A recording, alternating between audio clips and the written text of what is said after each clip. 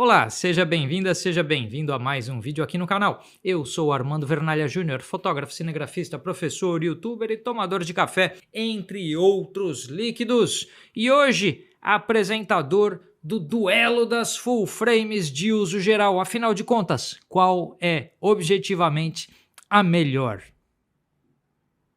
Será que tem uma resposta para isso? Quase, mas vamos chegar o mais perto possível de uma resposta.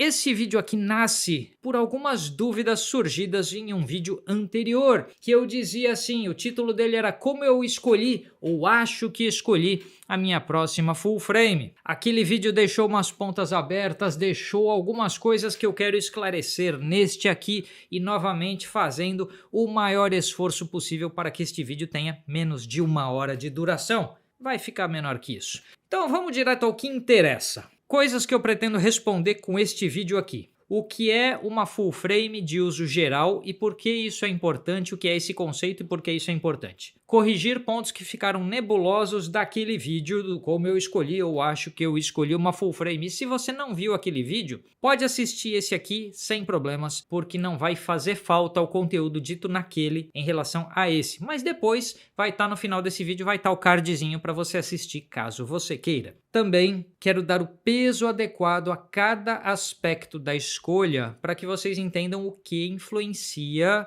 no dia a dia de trabalho, de hobby, de entusiasta da fotografia e do vídeo para cada aspecto técnico de um equipamento. E é isso que vai deixar esse vídeo um pouquinho compridinho, mas vai ser cheio, lotadão de informação. Importante eu ressaltar algo que eu disse no vídeo anterior, que talvez tenha passado batido se eu não falei com a ênfase suficiente, então agora vai vir assim, tipo em negrito. Com qualquer uma das câmeras tratadas nesse vídeo aqui, qualquer uma, você está bem equipado. Eu estarei bem equipado com qualquer uma. E qualquer profissional do mundo estará bem equipado com qualquer uma dessas câmeras. E se você aí, por um acaso, tem uma das 4 câmeras citadas no título do vídeo, que são Nikon ZF, Canon EOS R6 Mark II, Panasonic Lumix S5 II e Sony A7 IV, ou qualquer outra que não seja uma dessas aí, mas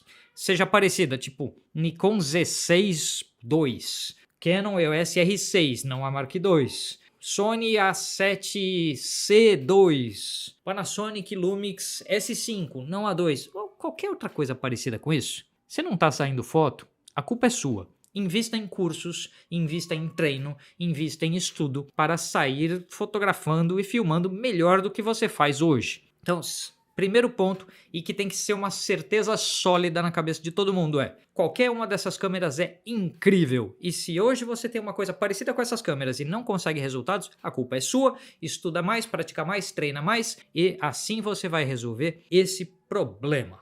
Suas fotos estão saindo mais claras ou mais escuras do que deve? Compra meu curso de fotometria e resolve isso aí de uma vez por todas.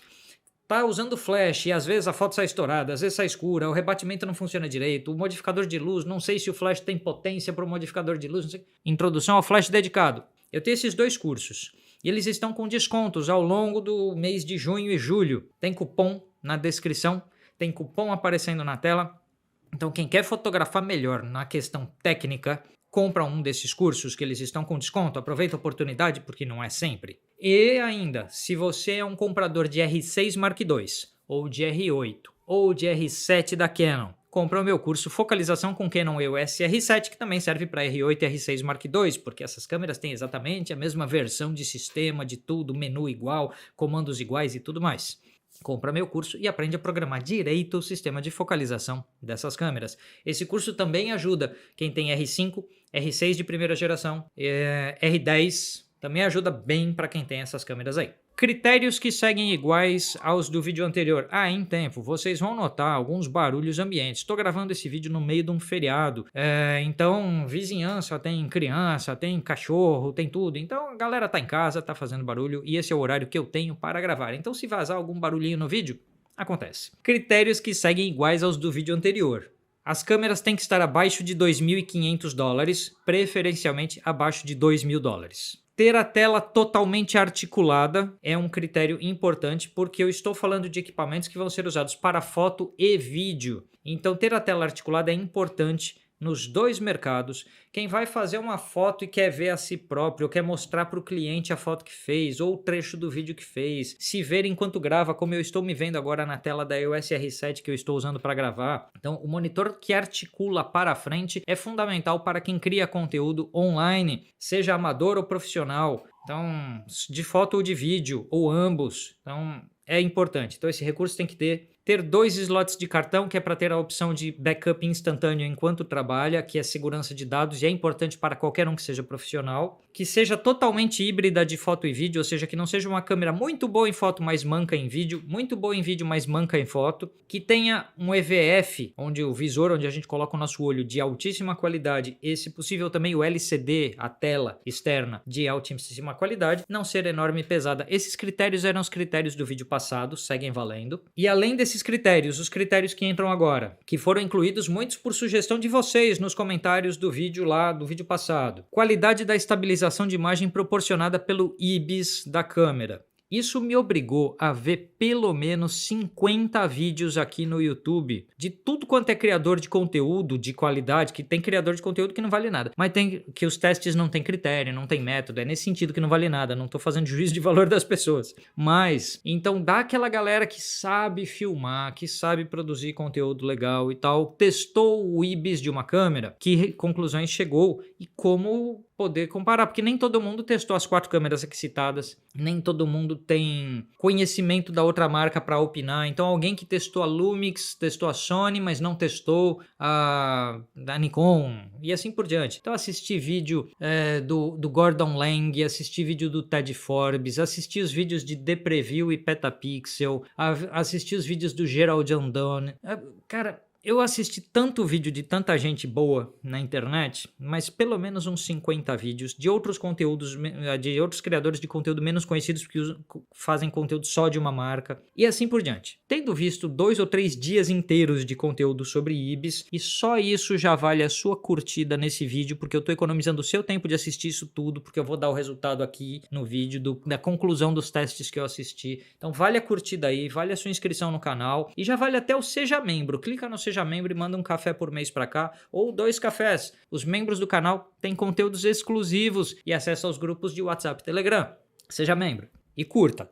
Não tem como não curtir um vídeo que vai ter todos os dados que tem esse aqui. Outra coisa que foi incluído além da qualidade do IBIS, da estabilização, que é o FPS em fotos e o buffer de memória para disparo contínuo em fotos, que também me fez assistir mais um monte de vídeo de teste, sincronismo de flash, suporte ao equipamento no Brasil, facilidade de encontrar no Brasil. Aí, os colegas amigos que assistem de Portugal, que assistem de Angola, que assistem de todos os países lusófonos e que estão em outros países que não o Brasil, então fala língua portuguesa, mas está nos Estados Unidos, no Japão e tudo mais. Quero que vocês entendam que eu estou falando da realidade brasileira de mercado, e se o mercado onde você reside for diferente do que é descrito aqui, aí você leva em consideração esse aspecto conforme a sua localidade. Ah, tal equipamento tem suporte ou não tem suporte. No Canadá, nos Estados Unidos, no Japão, em Portugal, em Angola.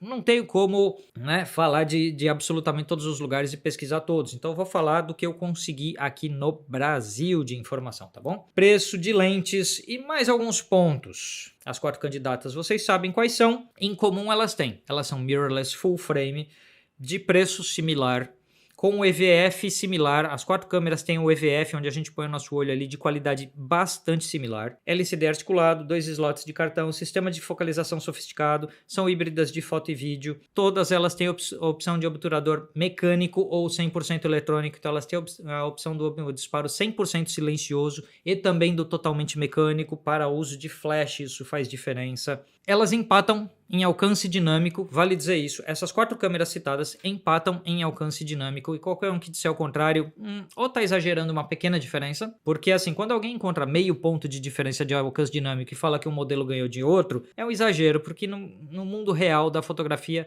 meio ponto de diferença de alcance dinâmico para um ou para outro modelo não muda nada. Isso me obrigou a ficar vendo os gráficos daquele site, o Photons to Photos, e analisar as curvas de relação sinal-ruído e tudo mais, de alcance dinâmico, de ruído de imagem dessas 4 câmeras e de outros modelos para ver como se comparavam, para no fim das contas concluir que EOS R6 Mark II, S5 II, Nikon ZF, Sony A7 IV, tem exatamente o mesmo alcance dinâmico ou com um ponto, essa aqui no ISO 3200 é um ponto melhor e aquela ali no ISO 100 é um ponto melhor. No fim, a gente fala o quê? Empata e todas elas têm a mesma relação sinal-ruído no final das contas, tá bom? Dá na mesma. E vai ter teste na internet que diz que sei lá qual ganha por sei lá qual margenzinha, na vida real não faz diferença. E elas são pensadas para atender uma grande quantidade de gente. Porque o que é a full frame de uso geral? A câmera que atenda ao maior número possível de usuários de fotografia e vídeo.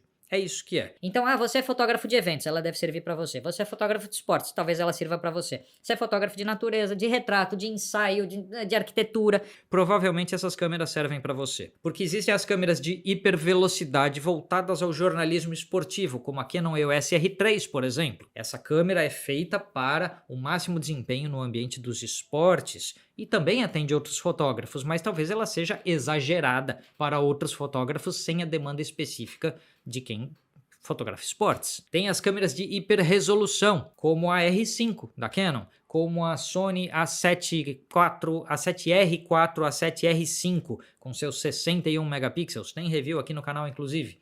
Nikon Z8, Z9, 45 megapixels. Então, essas câmeras de hiperresolução atendem mais a quem é profissional de paisagens, produto, publicidade, moda. Mas quando a gente está falando em moda que vai ser impresso, não moda que vai para a internet. Publicidade que vai ser impresso, não publicidade que vai para a internet. O que vai para a internet não precisa de tanto megapixel. Então a full frame de uso geral já atende público de publicidade, já atende público de moda, de arquitetura, de tudo, porque ela meio que é boa em tudo, não é especializada em nada, mas faz bem praticamente tudo. Então isso é uma full frame de uso geral. No Brasil, isso responde por quase tudo que a gente vai ver nas mãos de profissionais já estabelecidos. O profissional iniciante geralmente está com uma câmera APS-C ou com uma full frame de entrada, como é a R8, a A7C e assim por diante. E aí o profissional já se estabeleceu, o giro comercial dele está andando, os negócios estão funcionando, ele vai para full frame de uso geral e raramente a gente vê no mercado brasileiro as full frames especializadas. Lógico que tem gente que tem dinheiro para comprar, mas é raro, porque a gente está falando de a full frame especializada, são câmeras de mais de 30 mil reais no Brasil. É difícil você justificar isso na mão da maioria das pessoas. Assim, a full frame de uso geral geralmente é ou a câmera que já está na mão de um profissional estabelecido, ou é o sonho de consumo de alguém que está querendo chegar lá. Por isso esse vídeo aqui atende a um grupo também grande de pessoas. Ciente do que é comum a essas câmeras, a que categoria elas pertencem, vamos logo para o que muda entre elas e marcar o placar. Eu vou jogar as 4 câmeras aqui e o placar para elas e vamos lá, para ver quem ganha afinal. Preço de quando eu pesquisei, fins de maio de 2024. Aí, conforme a data que você está assistindo o vídeo, você avalia. Nikon ZF a $1.997, EOS R6 Mark II a $1.999, Lumix S5 a $1.798 e Sony A7 IV a $2.298. Ganhou ponto a Lumix S5 II da Panasonic. Mas a gente já vai entrar naquela questão da disponibilidade no mercado brasileiro. Então, um ponto para Panasonic. Megapixels, quase todas com 24 megapixels, a Sony com 33 megapixels, ponto para a Sony, que tem mais resolução, portanto você tem mais opção de corte, certos tratamentos, como tratamento para redução de ruído, se beneficiam de ter mais pixels para trabalhar, então ganha a Sony na resolução. IBIS. Qualidade do IBIS. O melhor IBIS dessas câmeras, a melhor estabilização de imagem interna dessas câmeras é a da S5 II da Panasonic. Por boa margem e há muito tempo a Panasonic tem os melhores sistemas de estabilização do mercado. Tempo de obturador. Não faz muita diferença para a maioria das pessoas isso aqui, tá? Mas todas elas vão de 1/8000 a 30 segundos, com a Panasonic Lumix indo a 60 segundos, quando você está na escolha de tempo lá manual, sem ter que entrar no modo bulb. Então, para quem precisar ou gostar de fazer mais longas exposições, a Lumix tem essa opção de ir um pouco mais longe no tempo. Marca um pontinho aí a Lumix nessa. FPS em foto, disparo contínuo lá, popular metralhada, fotografia de esportes, de criança brincando, de veículos, de aviões, pessoal que faz o plane spotting, vai fotografar o pouso ou a decolagem de um avião, precisa dar aquela metralhada e assim por diante. Pessoal de eventos sociais, a noiva vai jogar o buquê, você quer dar aquela metralhada nessa hora? Muito bem, Nikon ZF fazendo 11 FPS de foto contínua, 8,3 no obturador eletrônico, que é esquisito pra caramba esse dado. Eu fui até o manual da câmera para confirmar isso. Então no manual da câmera, no modo Continuous H Extended em formato NEF, que é o RAW, sem compactação, no obturador eletrônico, por alguma razão a Nikon ZF é mais lenta do que no obturador mecânico e é a única câmera que eu vi que faz isso, porque todas são mais rápidas no eletrônico que no mecânico. Se alguém aí que manja tudo da Nikon ZF puder explicar nos comentários por que isso acontece, eu vou agradecer. Não consegui achar uma explicação. A Nikon, propagandei ela como até 14 FPS, mas aí sem o autofoco tá acompanhando a cena. Canon EOS R6 Mark II com... eu não consegui achar o tamanho do buffer de memória da Nikon ZF para quanto tempo dura essa metralhada. Eu achei informações discrepantes sobre isso, então...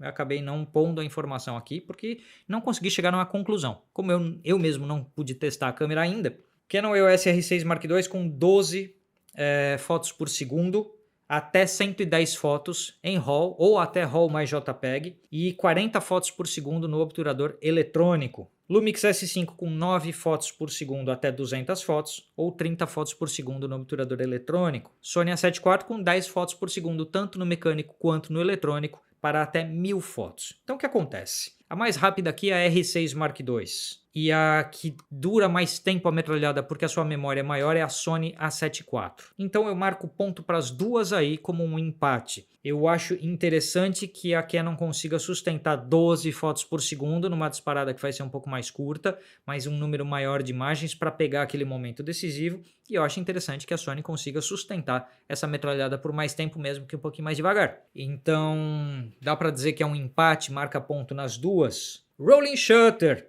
Rolling Shutter é importante no obturador silencioso em fotos e na gravação de vídeos. Quanto mais, o que é Rolling Shutter? É a leitura do sensor que é dada na vertical, assim vai rolando a leitura linha a linha do sensor. Quanto mais lenta essa leitura, mais distorções a imagem pode ter no caso de movimentos rápidos. E numa câmera com leitura mais rápida, isso diminui, fica mais exata a gravação de vídeos e mais exata a fotografia com o obturador silencioso. E nesse sentido a R6 Mark II é a mais rápida, portanto mais eficiente, com 17 milissegundos. Eu não sei se é milissegundos ou microsegundos, acho que é milissegundos. Com 21 e 22 a Panasonic e a Nikon, e com 27 a Sony. Então o pior desempenho de Rolling Shutter é o da Sony e o melhor é o da Canon. Marcou ponto a Canon nessa brincadeira aí. Slots de cartão. Todas essas câmeras têm 2 slots de cartão, mas na Canon e na Lumix são 2 slots SD UHS 2. A Sony tem 2 SDs UHS 2, mas um deles é compatível com o Compact CF Extreme. Eu não lembro agora o outro cartão que a Sony A7 IV pode usar, mas um dos slots dela usa esse outro cartão que vai aparecer escrito aqui. Então a Sony e a Canon e a Lumix, na minha opinião, tem 2 cartões ideais, com a Sony levando pequena vantagem aí, mas eu vou marcar ponto para as 3. A Nikon não marca ponto nessa porque um dos slots dela é o microSD UHS 1 e não o UHS 2. Portanto, ela tem um cartão mais lento que os outros, o que atrasa disparo contínuo usando os 2 cartões, por exemplo.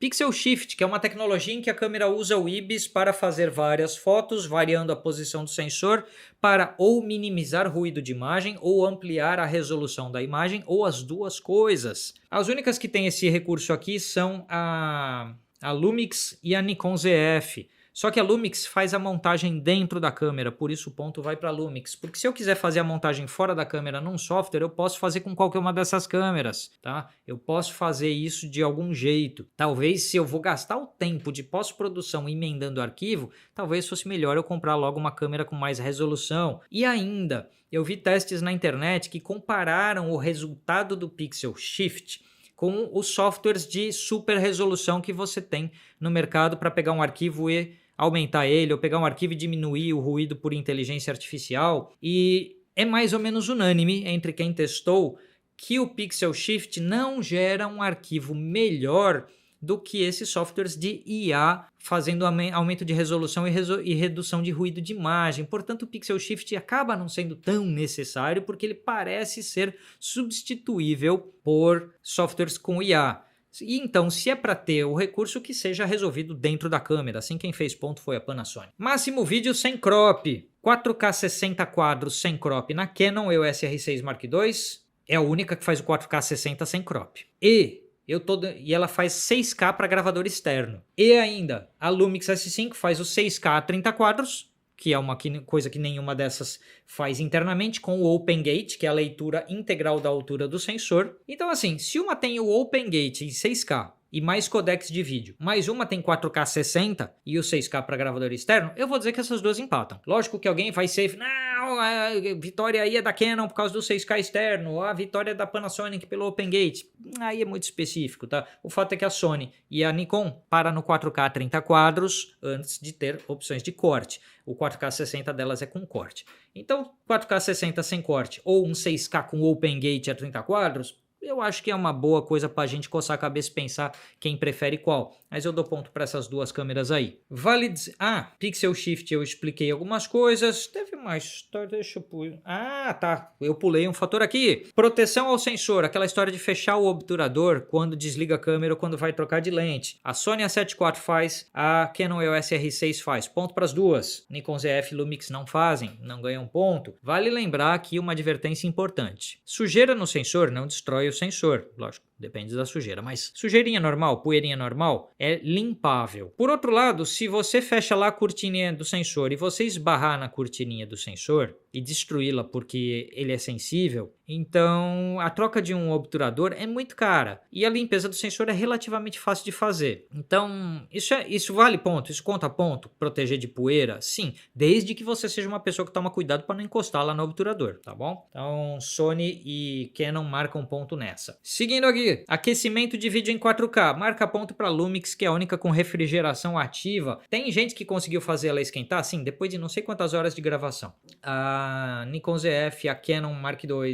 R6 Mark II e a Sony A7 IV, lógico que você pode na Sony colocar lá o sistema de controle de temperatura dela no high para ela durar mais tempo. A Canon R6 Mark II, eu não consegui fazer essa câmera esquentar e dar advertência de temperatura com muita facilidade no 4K a 60 quadros, depois de um tempo apareceu o alarme e tal. Mas num dia a dia mais normal isso não vai te acontecer. Então você vai precisar fazer força. Na Nikon ZF tem mais relatos de aquecimento no 4K. Até porque o corpo dela mais apertado, com a bateria junto com o cartão de memória, produz mais aquecimento. Mas ganha ponto a Lumix porque é a única com sistema de refrigeração. Isso não esquenta nem no 6K. LUTs, né? Os Lookup Tables aplicáveis durante a gravação, em que você pode ter preview durante a gravação de vídeo de um LUT que não está aplicado à gravação, mas você tem preview disso. O controle de perfis de cor em vídeo é um negócio que a Panasonic tem mais bem estabelecido que as outras, ponto para Panasonic, não tem como comparar nisso. Qualidade do LCD, da telinha da câmera, como eu falei no vídeo passado, ganha aí a Nikon ZF, marcando seu segundo pontinho na comparação. Sincronismo de flash, 1/200 de segundo na Nikon e 1/250 nas outras três câmeras que marcam ponto. Lentes disponíveis no dia em que eu estava gravando este vídeo e conferi lá no site da BH, lentes com autofoco apenas, eu estou considerando aqui. Lente manual, todas elas têm uma montanha de lente disponível, mas lentes com autofoco funcionais e que estivessem disponíveis para compra. Então, entre as lentes listadas e as lentes disponíveis para compra lá na BH, Nikon ZF tinha 84 lentes disponíveis, citadas e 70 disponíveis. EOS R6, 45 citadas, 29 disponíveis, porque tinha estoque. Lumix S5, 88 citadas, 80 disponíveis. E é lógico que aí todo mundo estava esperando essa vitória clara da Sony, com 227 lentes listadas e 211 disponíveis, porque tem lente Sigma, Tamron, todo mundo com autofoco Viltrox para a Sony, e essa é claramente uma vantagem da Sony. Ponto para ela. Peso em uso que é com cartão e bateria. As que marcaram ponto aí na minha opinião são a R6 Mark II a 670 gramas e a Sony A7 IV a 658 gramas. E as outras duas pesam mais de 700 gramas. Ergonomia, indiscutivelmente melhores aqui são Canon e Lumix S5 II. A da Sony A7 IV é boa, melhorou muito a ergonomia da Sony, a usabilidade da Sony. A A7 IV é aquela câmera que você fala, finalmente a Sony andou pra frente nesse assunto, melhorou muito, mas tem umas coisas para melhorar ainda. Tudo quanto é youtuber também na gringosfera aí comenta a mesma coisa, então tem coisas para melhorar na Sony em termos de ergonomia e indiscutivelmente a da Nikon ZF é a pior, porque toda câmera com ergonomia retrô fica pior em usabilidade e agilidade de comandos. É por isso que as câmeras mudaram a ergonomia, né? Na medida em que entrou a eletrônica e tal, era para não ter aquele design retrô, era para andar para frente. O design retrô é um passo atrás no desenvolvimento de ergonomia, especialmente na pega da câmera. E aí você precisa comprar acessórios, mas eu estou comparando as câmeras como elas são e não considerando que eu vá comprar acessórios. Aí, gente, vamos entrar numa parte discutível aqui. Suporte no Brasil. Nikon não tem, não marca ponto. Tem assistências técnicas multimarca que atendem Nikon? Sim. Mas é distribuído oficialmente? Tem qualquer oficialidade nisso, garantia da marca, essas coisas? Não. Canon tem, todo mundo sabe. A Sony tem, apesar da Sony ter saído do Brasil, ela deixou uma representação oficial, então tem algum suporte, alguma garantia, alguma assistência técnica oficiais. E a Panasonic, no momento em que eu gravo este vídeo, está na seguinte situação. Eu tenho amigos e contatos que dizem que sim, que a Panasonic vai oficializar a venda das Lumix S no Brasil aí em junho, julho. No dia em que esse vídeo... Eu tô gravando no dia 1º de junho. No dia que este vídeo for ao ar, que eu não sei que dia é capaz da Panasonic já ter anunciado a sua presença oficial no Brasil com as Lumix S. E aí eu não sei se eles vão ter loja oficial no Brasil, quem serão os distribuidores, quem serão as assistências técnicas. No momento eu não sei nada. Então o momento existe uma promessa e um boato muito forte de que isso vai acontecer. Mas ninguém da Panasonic Brasil bateu um telefone aqui, mandou um WhatsApp ou qualquer coisa, ou mandou um e-mail dizendo vai rolar mesmo. Portanto, eu não tenho como afirmar coisa alguma. E se não acontecer? E se não acontecer agora em junho, julho? E se ficar só para o ano que vem? Não sabemos. E se essa presença oficial não tiver uma assistência técnica forte disponível no Brasil inteiro? Não sabemos. Então, por hora, não tem como a Panasonic marcar ponto nisso. E o suporte que a Sony dá não é o mesmo grau do da Canon, porque a Canon está oficialmente no país e não através de um distribuidor, através de um representante. A empresa existe, a Canon do Brasil, um CNPJ localizado aqui. Portanto, esse ponto é obviamente da Canon. Preço de lente 16-35-2.8. Eu vi aqui assim, aquela trinca de lentes 2.8 que todo mundo sonha. 16-35, 24-70, 70-200. Então, 16-35-2.8. Tem da Canon? Tem. Só que é 15-35 e custa $2.100. Tem da Nikon? Tem, a $2.100 também, arredondando aqui. Aí entra uma questão aqui subjetiva e que eu vou deixar até para vocês colocarem aí os comentários o que vocês acham. Se eu olhar o sistema Lumix da Panasonic, não tem uma Panasonic Lumix de comprimento 16-35 e abertura 2.8, tem uma F4. Aí tem da Leica uma 14-24mm 2.8. A Leica é parte da aliança de encaixe de lentes, então é uma lente nativa. Assim como a Sigma faz parte dessa aliança de lentes, que é o L-Mount Alliance, portanto tem também uma Sigma 14-24, mas nenhuma Panasonic. E aí vamos para a Sony. A Sony tem uma lente 16-35 a $2.300, mas existe a Sigma 14-24 a $1.400. E a Sigma é autorizada pela Sony a fazer lentes com autofoco funcional e tudo mais, há suporte. Assim sendo, eu estou marcando ponto aqui para a Panasonic e para a Sony por existir a opção da lente Sigma de $1.400 nessa faixa de comprimentos, que é importante. Para quem faz paisagem, para quem faz arquitetura, é importante. As lentes próprias deles são caras, mais caras que a da Canon e a da Nikon, mas o fato de eu ter alternativas, eu estou marcando esse ponto para a Sony e para a Panasonic. E no caso da 24-70-2.8, da própria marca, a mais barata é a da Panasonic, a $1.700. Aí depois quase $2.000 a da Nikon e mais de $2.000 a da Sony e a da Canon. Só que, de novo, a Sony tem a opção de Sigma, a Panasonic tem a opção de Sigma e outras, e a Sony também. Então, e assim, a única abaixo de $2.000 acaba sendo que seja exclusiva da marca da Nikon, que eu posso dizer que eu ponho um ponto para Nikon aqui? Não sei. Acho que não. Da Canon, não. E o ponto ficaria dividido de novo entre a Sony e a Lumix. por ter mais opções de lentes, e no caso da Panasonic por ter a lente 2470-2.8 mais barata do mercado. 70-200-2.8 a $2.300 na Nikon, $2.500 na Canon, $1.800 na Panasonic com a opção de Sigmas também, $2.800 na Sony mais com a opção de Sigma. O ponto seria mais claramente da Panasonic, porque tanto a nativa da marca como a Sigma são mais baratas. E aí a gente entra num ponto importante que é, a gente acha isso aí no Brasil? Qualquer uma delas? Eu pesquisei uma série de lojas, tá? Loja Portsar, Bela Foto, Detona Shop, Lucas Lapa, Haitai, Loja dos Marios, FF Equipamentos, Optison, Merlin. Também tem a loja oficial da Canon e algumas outras que eu esqueci de anotar aqui, mas pelo menos 10 lojas online eu pesquisei. E aí, o que acontece? Nikon, eu achei em 6 das lojas pesquisadas. Óbvio que eu não ia achar na loja oficial da Canon, eu não estou contando a loja oficial da Canon aqui. Mas eu achei em 6 de 10 lojas tirando a loja da Canon.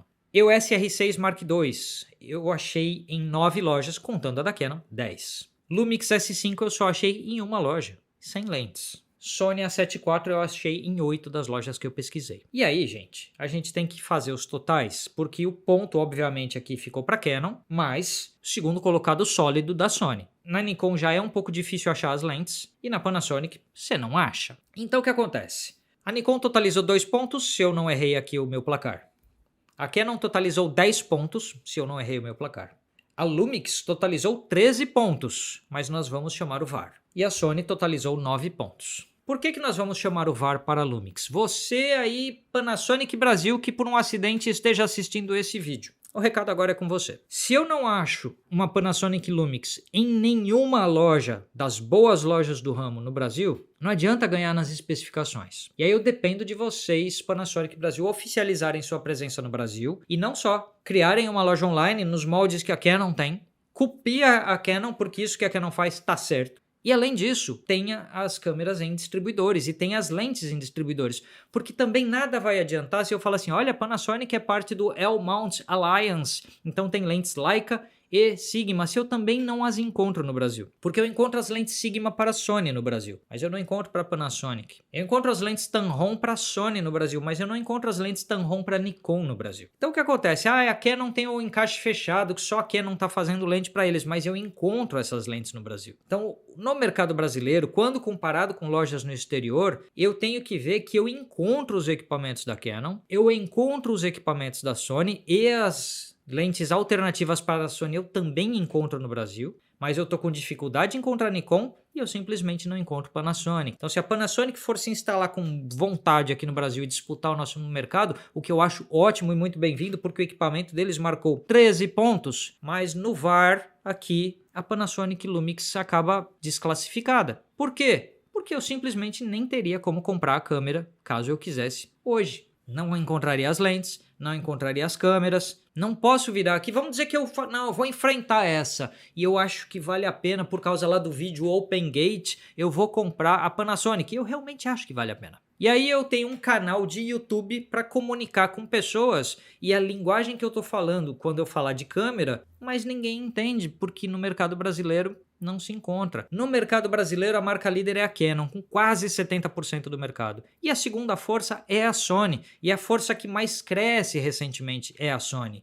A Nikon está se encolhendo ao longo dos tempos, a Fuji é estável e não adianta a gente falar assim, olha, por que você não colocou a XH2 da Fuji nesse comparativo? Porque diante dessas câmeras aqui, eu não posso dizer que uma APS-C como a XH2, que tem quase o mesmo preço dessas câmeras, enfrentaria com iguais qualidades estes modelos. Não enfrenta, não é assim que funciona. Então, a Fuji ela é estável no mercado, ela fica lá numa porcentagem estável, sem muito crescimento, também não encolhe, é um nicho bem sólido, bem constante, a Fuji está fazendo um bom trabalho. Mas a Panasonic, para disputar o mercado, terá que olhar especialmente para a sua distribuição, presença em lojas, presença em locadoras, não só na cidade de São Paulo, mas em todas as grandes capitais deste nosso país, que é um país imenso. Disputar mercado no Brasil é diferente de disputar mercado num país europeu, em que tudo está mais perto. Na França, o norte a sul da França é o tamanho de 2 estados brasileiros, sabe? Então a gente tem que entender que o mercado brasileiro tem peculiaridades e a Panasonic, para disputar aqui, caso vá realmente confirmar sua presença formal no Brasil, vai ter que copiar quem está fazendo certo.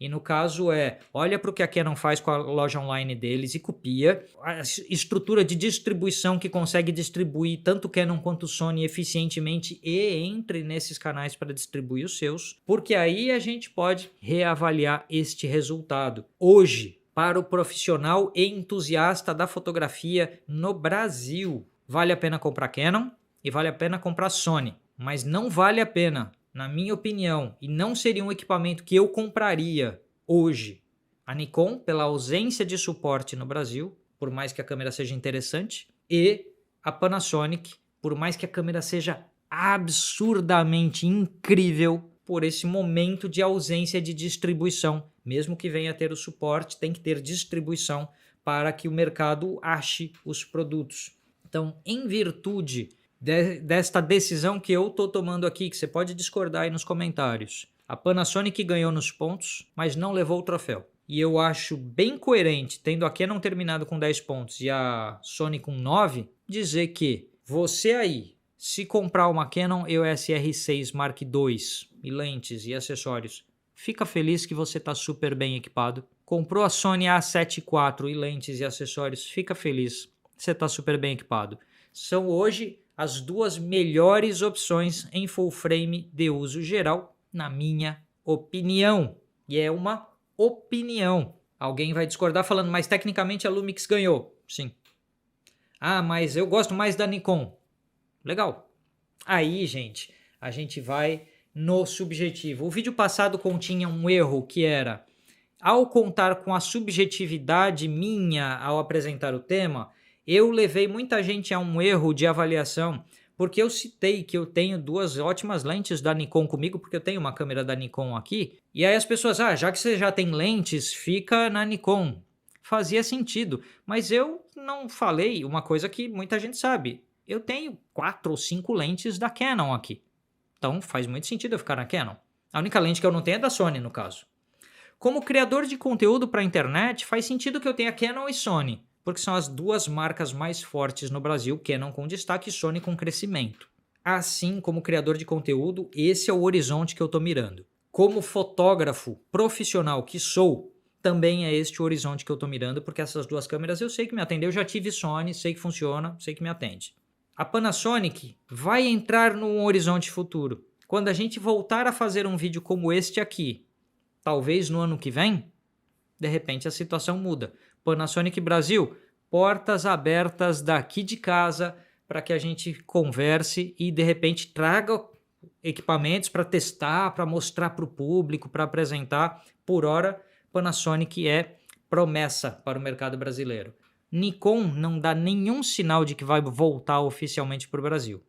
Então hoje oficialmente no Brasil a gente tem Canon, Sony com distribuição e representação e Fuji com presença formal, CNPJ feito aqui no Brasil, bonitinho e tal, como é a Canon. Mas se você busca uma full frame, a Fuji não tem essa opção para você. Aí você tem que ir na médio formato, que é mais caro. Então assim, gente, a conclusão que eu dou para esse vídeo é, fosse eu comprar hoje uma dessas câmeras, ela seria a Canon EOS R6 Mark II ou a Sony A7 IV. Eu acho essas as duas melhores compras do mercado. Se você vai mais para velocidade, para fotografia de esporte, jornalismo, muito provavelmente a Canon é uma melhor opção para você. Se você precisa de mais resolução, nitidez, porque vai fotografar publicidade, moda, esse tipo de coisa, a Sony tem mais megapixels, provavelmente é uma melhor opção para você. Para mim, eu acho que tanto faz, uma como outra resolve bem para o meu uso, meu dia a dia, para as coisas que eu faço. Eu não tenho dinheiro para comprar as duas, então eu vou ter que pensar o que eu faço a respeito. Tá bom, gente? Você aí no seu lugar, no meu lugar, faria o quê? Manda aí a paulada nos comentários, vamos continuar conversando. Mas esse vídeo faz ajustes importantes sobre o vídeo anterior. Agora vai aparecer aquele cardzinho aqui ou aqui para você assistir caso queira. Conseguimos terminar esse vídeo com menos de 1 hora de duração. E a gente se vê num próximo vídeo, pessoal. Até mais.